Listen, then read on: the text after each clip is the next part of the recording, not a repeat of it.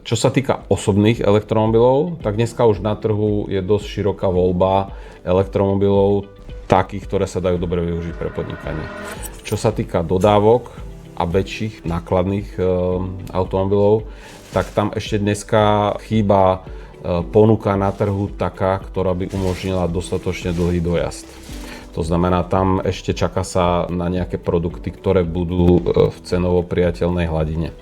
Každopádne, čo sa týka výhod elektromobilov, prvá zásadná výhoda je to, že elektromobily šetria peniaze. To znamená, prevádzka elektromobilu je lacnejšia ako prevádzka bežného automobilu. A čo môže byť veľmi zaujímavé, tak je to, že napríklad poviem elektromobily pre zamestnancov. Zamestnanec príde do práce, je v práci x hodín a počas tej doby si môže dotankovať to auto z firemnej fotovoltiky. To znamená, že tá prevádzka ako nikdy nebude za nulu, ale tá prevádzka sa môže blížiť veľmi minimálnym nákladom.